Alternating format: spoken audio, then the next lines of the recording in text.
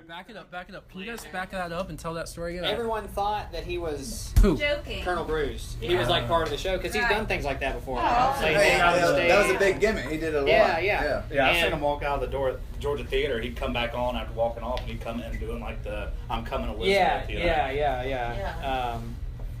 And then the whole thing, I mean, it was real abrupt because all of a sudden, I mean, everybody, even the audience, kind of tells like he's been laying there for a minute. Right, for a while. And the band's just killing it, and then all of a sudden, right? Yeah, Taz was right in front of him. Right. He didn't even really seem to know what was going on. Right. And he just pointed to him for a solo too. Yeah, he told him to take it, and then all of a sudden they just stop, like not even trying to end the song, and people are stumbling over each other. Roadies are trying to help get him up, and they're pulling the curtains closed. Right. And they're like, and the lights come up. And like everybody in the whole place is like, what? Yeah, just like. And then Jeff Syke was nice enough to come out, the drummer. Oh, yeah? He's a good friend of Bruce's. Come out and say, "We love all you. Thank you. This has been amazing. We're gonna get everything squared away back here. Nobody worry." He was trying to like put a positive spin on it. And but then you get outside, everybody filters out, and the ambulance is right there, and they have a fire truck blocking off the street, so everyone is just there. What'd you ever say on stage? Graphite bit. Oh, that's Did you like it or did you not like it? It was so bizarre. Do you have an extra pick I really liked. I only have one and really nervous. When I was growing up, one of my girlfriends had a babysitter for her whole life, and it was Colonel Bruce's mother. Wow. Her name was Toosie. No way. She was old. She was really old, and I'd go over to her house, and I was probably getting in the teens, you know, like maybe 14, 15, 16 in that era where like we're getting out of babysitter stage, and she would babysit her younger siblings, and she'd be like, "This is Colonel Bruce's mom," and we'd talk to her about Colonel Bruce and like ask her questions about him and stuff like that, and she'd be like, "Oh, Bruce, he was just, you know, such a wild kid," and like she was really old. It was so funny. And then as I got older, I was like, "What a weird thing." Yeah, but I knew his mother. Yeah. So who all was at that show? Just you? I was there. Actually, Logan was there. I bought a. Yeah, then You were at 70. you left 10 minutes. I saw you from across the room, but I couldn't get you in time to say hey. Like everybody was going inside that big front lobby area. Welcome back to another episode of Student of Life, the game show. Student of Life, the game show, match 19. That was recorded backstage at ISIS Music Hall in West Asheville. Those fine people we just listened to all were at Colonel Bruce Hampton's final show. So the next person we're going to listen to, his name is Padrik, and I saw him as I was driving to go on a hike, and he was riding his bicycle wearing a Florida State bicycle uniform, and he asked me for directions. So I stopped and talked to him, and he said he would talk to me if I had any food for him, which I happen to have either an orange or an apple, so I gave that to him, and this is our little talk. Right now I'm wearing an FSU cycling jersey, and right now I'm just kind of taking my vacation after school's ended, just kind of going around the South and just kind of biking around, exploring the country. Awesome. And today I'm biking part of the Blue Ridge Parkway and then heading back home. I don't think I've ever been to a more spectacular, scenic route, probably on this side of the Mississippi. This is pretty stunning. And what year are you biking at FSU? Well, this year I'm a senior. I've been racing for about 5 years now, and next year I'm actually going to be my last semester racing. I'm going to be doing some mountain biking and shredding some trails. Are you going to try to bike professionally? Oh no. It's the people who are doing that level of cycling. They're high. They've been biking probably since before they could walk. Right. And how dirty the sport has gotten. It's probably not even a fun thing to try to go after anymore because all the top people are probably juiced up and. Well, the problem is actually kind of subsided greatly in the past few years. They've been testing it a lot more. They've been cracking it down a lot more. There are a few instances. There's actually a high-level mountain bike rider from my conference a few years ago who admitted to doping. But besides from that, I really haven't heard too much about that. There has been instances of people putting motors in their bikes, but that also is kind of subsided greatly in the past year or two. I do like to travel, and I travel with my bike. I just put it into the back of my car and just go travel somewhere. This last summer, I went over to New Mexico and kind of biked around there. Just chose a route, started biking, and lo and behold, I stumbled upon a bike race. And I just, happened to kind of just slip in, just ride it with some actually top professional people from around the world. You were riding in the middle of where you were riding. There just happened to be a race going on. Yes, sir. And people, and so all of a sudden you were part of this race unofficially. You didn't have a number. No, sir. But you were.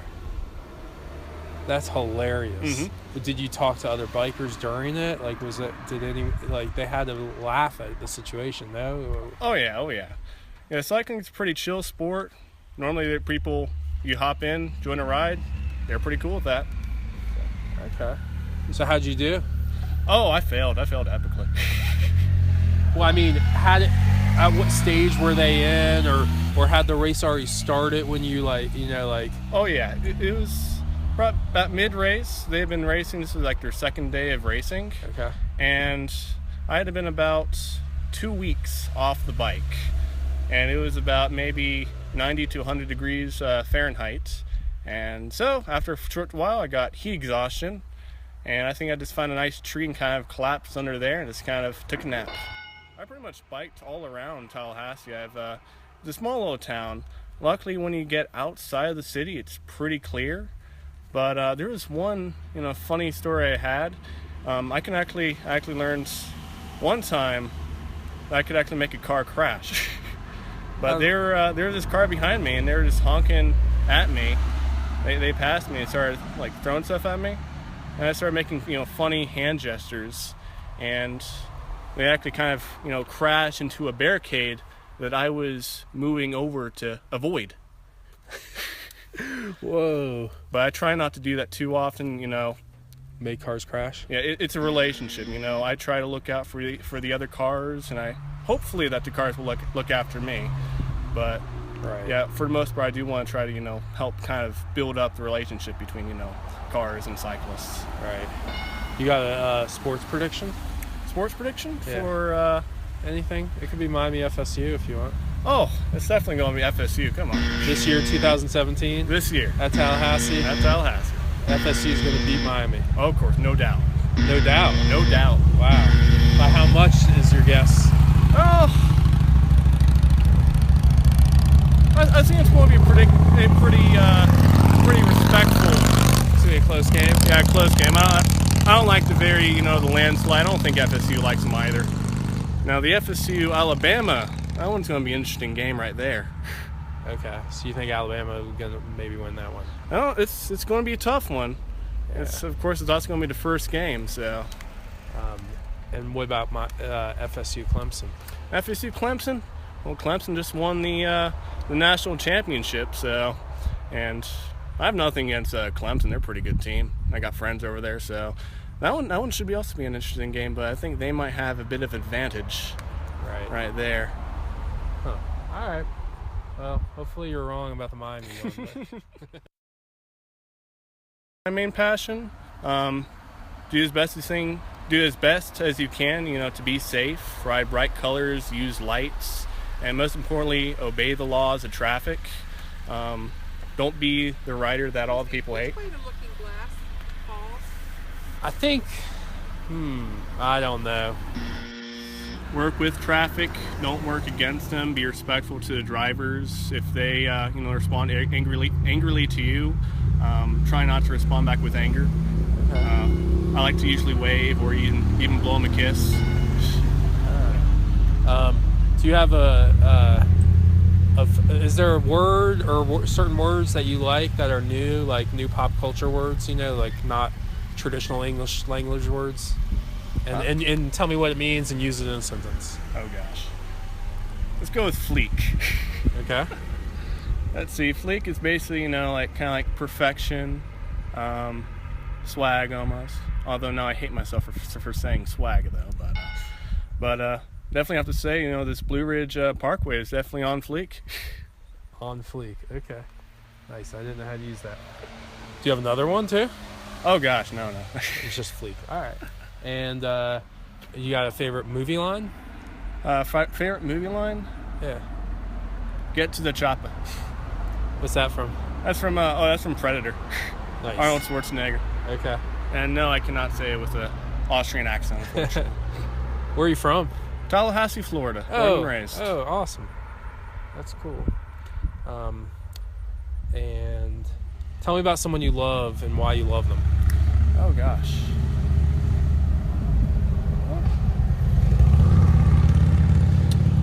Well, actually, I kind of just broke up with my girlfriend, but I'm actually in a very, very long relationship with my bike. She's my true love. She's my pride and joy. So. What's her name? Her name is Amanda. Amanda. Mm-hmm. Okay. Nice. How long have you and Amanda had this relationship? About 2 years. How'd you guys meet? Oh, actually happened through a crash. Let's see, I was getting a new bike, or I was kind of been looking for a new bike, and a gentleman, unfortunately, bless his soul, but he got hit by a car, and he was all right, but the wheels and a lot of the componentry was actually kind of torn up, but the bike shop actually gave him a new bike, and the frame was actually salvageable, where they just gave her to me. Oh, okay. Sweet. Amanda. Does she have a middle name? Nope. No last name? Or no last name either. What was some of your best experiences with each other? Well, definitely traveling across the country, doing Six Gap, which is about a 100-mile bike race up in North Georgia, with about 12,000 feet of climbing right there. Wow. All right. Well, hey, it's been great talking to you. Oh, thank you much, sir. Remind me your name? Pedrick. Pedrick. P-E-D-R-I-C-K. Yes, sir. No way. I nailed it on the first try. Do you remember my name? And to close out our show, we meet Catherine, the artist, painting a mural. We speak to her as she's painting. We're at a place that's going to be called Fleetwoods. It's the former Daggett's Pawn Shop, 496 Haywood Road, and it's going to be called Fleetwoods. It's going to be a rock and roll wedding chapel. Yeah, / bar. Oh, cool. Yeah, it's going to be amazing. You guys should check it out inside. It's really cool.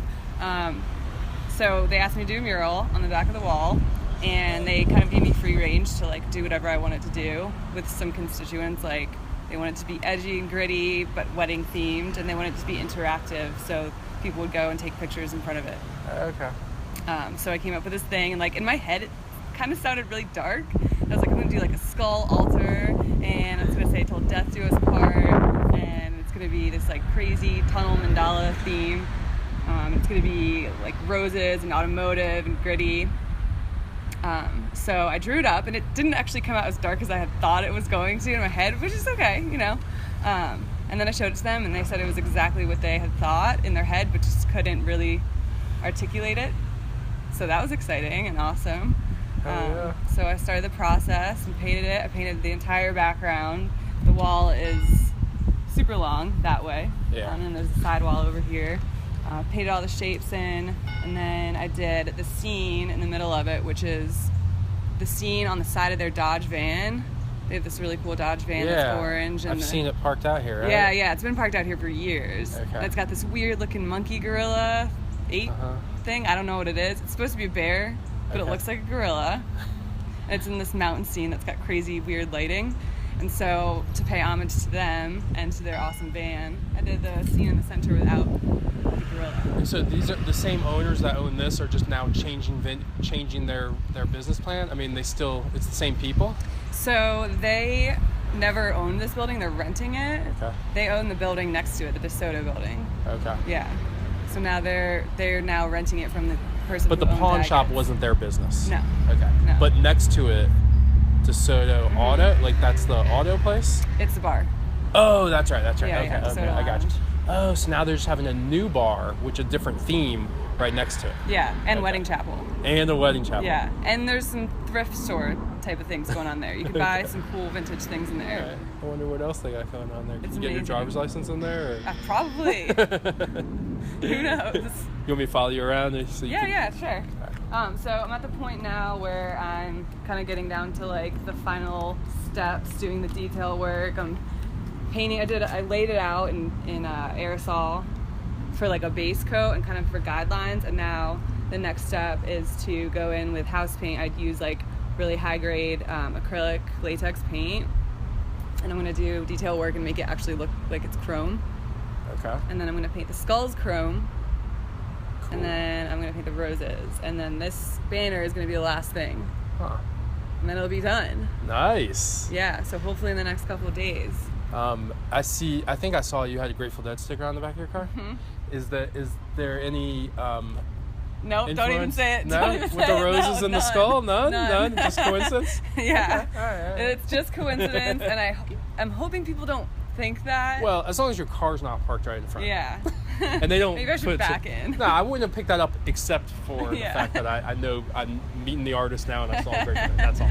Yeah, I had a friend point that out too, and I didn't even think of that until it was brought to my attention. And so it's not to like hate on it or anything. It's not supposed to be that. It's just, I mean, that wouldn't be a horrible thing. Mm-hmm. No, it wouldn't be a horrible thing at all. Like I like the Grateful Dead, but I don't like to have associations. Right. Yeah, this is an original piece. Jerry did nothing to your brain Right. to make you do this. Right. I had the idea because I paint on a lot of animal skulls. Oh yeah. And I paint paintings of animal skulls a lot. Interesting. So that's so interesting. That's what I like doing. So they asked me for like an edgy thing, and I'm like, I immediately think skulls. I was in the hospital after an accident. She gave it to me to read, but I never read it. You all right? When was the accident? It was in 2012. You look fine. I'm fine now. Yeah, I broke both my legs and my pelvis, but I'm good. Jeez. Yeah, it was crazy. Man, both your legs and your pelvis. Mm-hmm. Yeah, my pelvis was shattered into like 8 different spots. So you were a mess. You needed complete help. Like you couldn't. You needed a wheelchair. I was in a wheelchair. I was in a wheelchair for 3 months.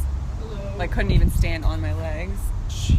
In the hospital for 2 weeks, wheelchair for 3 months, walker, crutches, cane, and then I could walk again. But it was really scary, and I didn't really remember how to do it. Man. Yeah, I broke my tib and my fib, and then I broke my femur, and both of them were compound fractures. So, my bones were sticking out everywhere, which is gross. So you're what? My bones were like sick. They were compound fractures, so my bones were sticking out of my legs. Jeez. And then my pelvis was completely shattered. This is, you said, in a car wreck? Yeah. No, it was an RTV accident. So it was, man, I think I might have forgotten my tape at the store. Oh, is that it? Yes. Nice. It was at work. It was an RTV accident, so this RTV like went haywire on me. Is it like the recreational? It was like a 6-passenger utility vehicle with like a roof. Okay. So sort of like a beastly golf cart, but like a golf cart, but like big and strong, like can go over. Yeah, it's like a golf cart on steroids. Okay, right. And it kind of like went haywire on me when I was driving it, and the brakes weren't working, and it was going way too fast, and so it like threw me out of it and flung around and landed on top of my legs and pinned me down for like 45 minutes before it was able to be lifted off of me. And people were around. Someone came after like 5 or 10 minutes, but no one. It was on a mountain trail, so like an ambulance couldn't get to me, an EMT couldn't get to me. I was like in the wilderness, so so people found me, and then it took them like 45 minutes to figure out how to get this thing off of me because it was on such a slant that if it was lifted off of me, it would have rolled back onto my legs. So they had to set up a pulley system that like attached to a tree, and then they lifted it off of me. But it's 2,400 pounds, so they had to use a jack. And then I had to be put back in one to get down the mountain in a Stokes litter. I wonder if it could have been pulled off like within a few minutes, if the injuries would have been way different. You know? What do you mean? Because you had all these horrible injuries. Yeah. I mean, they could have been the exact same. Uh-huh. But I'm wondering if, because it was there for 45 minutes on you, if it increasingly made the injuries worse. Oh. Yeah, Possibly, I never thought of that. Probably. I mean, you know, when a 2,400-pound vehicle is on top of your leg for 45 minutes, and it's gonna do some damage. What was going through your mind? Totally irrelevant things. Like, really? You're just trying to keep your mind off. I was about to go to a music festival, and I was like, oh my gosh, am I still gonna be able to go to this festival? Which is like totally doesn't even make sense. I think just kind of like that was how my brain was coping with it. Was like thinking of things that were insignificant. You know. Smart. What festival? Electric Forest. Yeah. So you didn't make it to the festival? No, I didn't go. No, I was in the hospital. I had to be airlifted. It was pretty serious. Yeah. I had to get 5 blood transfusions.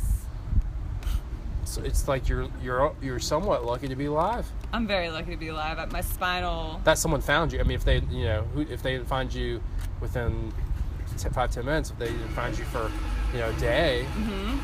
Yeah. Well, someone heard the crash. It was at work, so someone heard it. Okay. And then they came to me, but apparently the guy that can you hear what that thing? Yeah, it'll be annoying, but whatever. Should we go over here? No, he's done. Apparently the guy that found me blacked the whole thing out because he was so traumatized by it. He blacked it out. Yeah, he blacked the entire thing out because he thought he was gonna find me dead. Wow. And I wasn't, but my spinal, my sacral joint cracked, which is where your spine and your pelvis meet. So like, totally could have been paralyzed. They also told me I was gonna lose my leg. Didn't do that either, which is great. Man, well, yeah. I'm glad you're okay. Me too, yeah. I'm able to run now and like, I honestly am in better physical shape now than I was beforehand. Oops, I knew that was gonna happen. Yeah, I'm in better physical shape now than I was beforehand because I really wanted to like prove to myself that I could. Right. So, I work out all the time now, go to the gym and run, which I was never into running, but now I love it. Sorry. Hey, what's up? Sure.